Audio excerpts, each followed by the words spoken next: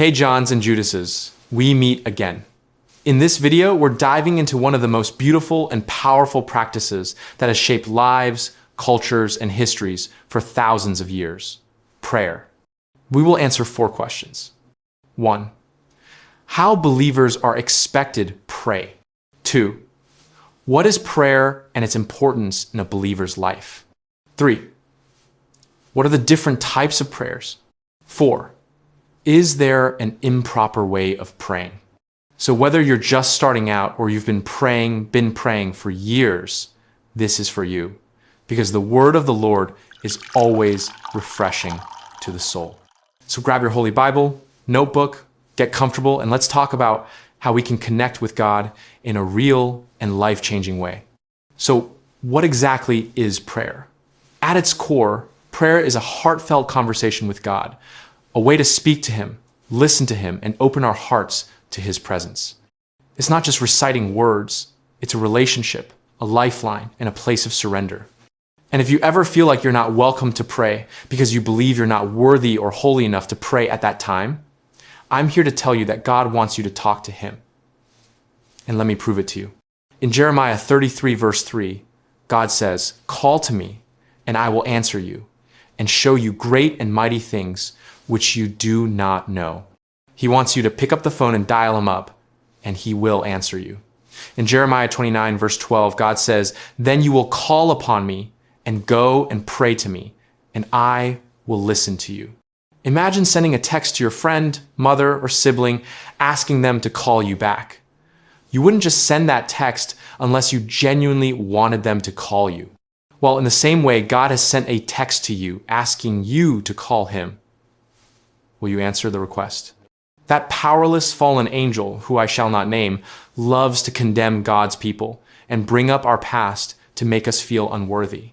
This is why knowing who you are in Christ is important. This topic is discussed in detail on our next video, titled Made in the Image of God.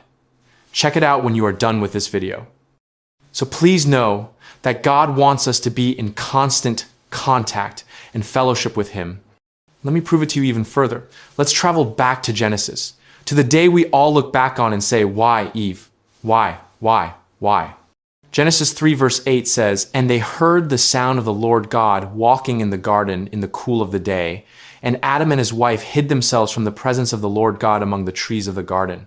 The implication of this verse is that God would regularly come to the garden to spend time with Adam and Eve, like an afternoon stroll with a loved one around the neighborhood. Isn't that sweet? Don't you just want to hug God?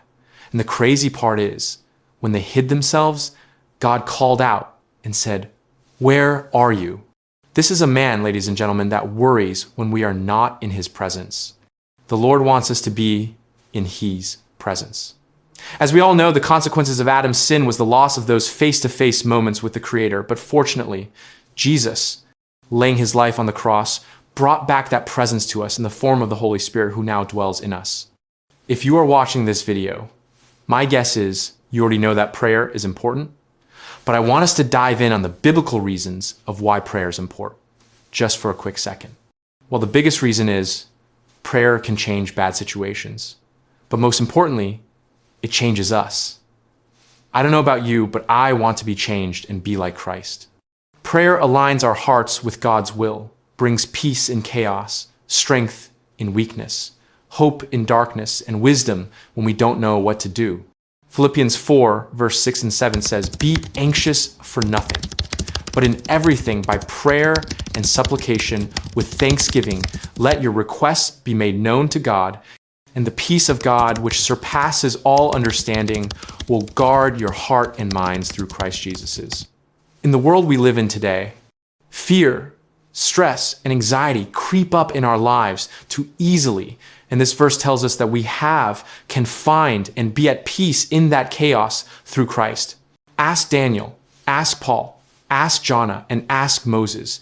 They will testify on the power of calling on the Lord, aka praying. So now let's talk about how to pray, which is what you have been waiting for, right? A strong prayer life incorporates a 7-step process. Pastor Benny Hinn taught me these steps in his book, Good Morning, Holy Spirit. It is a must read. Take a pen and paper and write these steps down. 1. Acknowledging God. Begin by acknowledging who God is. But your first words should be, I welcome and invite you, Holy Spirit. For he is the one that helps us connect with God. Abraham called God the Lord, God Most High, the possessor of heaven and earth, in Genesis 14:22.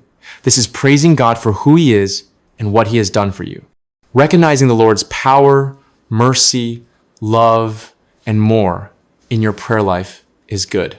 Check out these chapters as examples.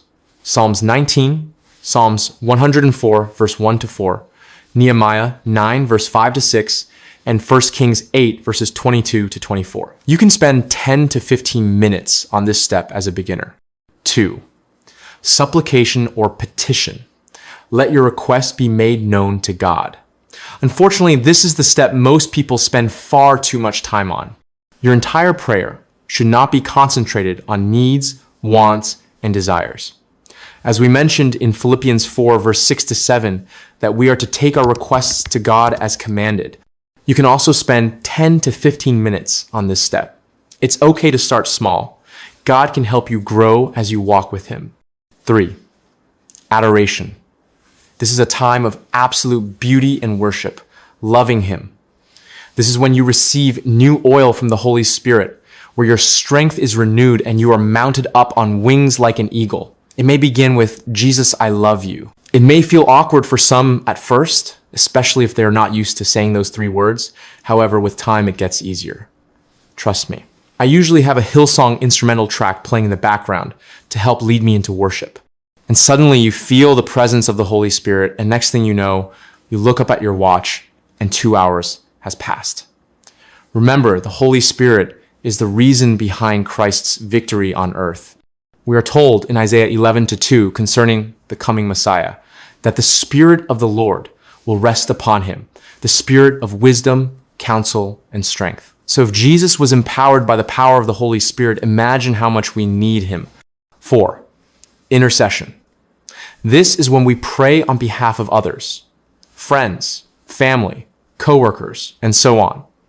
We are told to make these type of prayers for everyone in 1 Timothy 2, verse 1. We also see Jesus serving as our example in John 17, as he prays on behalf of his disciples and all believers. Check out Ephesians 1, verse 15 to 23. And lastly, to close off your prayer session is 5, thanksgiving. Like adoration, thanksgiving is acknowledging God for what he has done. And he has done so much for each of us, not the least of which was sending Christ to save us from our sins. Thanking the Lord builds an attitude of gratitude in your daily life. Check out Daniel 2, verse 20 to 23, 1 Samuel 2, verse 1 to 10, and Luke 1, verse 46 to 55. Here you can spend 2 to 4 minutes closing off your prayer with thanksgiving. So here we are at the end, but really, this could just be the beginning for some of you. We've learned that prayer isn't a ritual to check off or a performance to perfect. It's simply coming to God as you are, messy, joyful, broken, grateful, doubtful, or hopeful, trusting that he is already there, listening and ready to meet you. Whether you spend 2 minutes or an hour, whether your words are eloquent or not, every honest prayer matters. Thank you for watching. If this video has encouraged you, give it a thumbs up and share it with someone who needs it. And hit subscribe so we can keep growing in faith together. Until next time, keep talking to God. Shalom.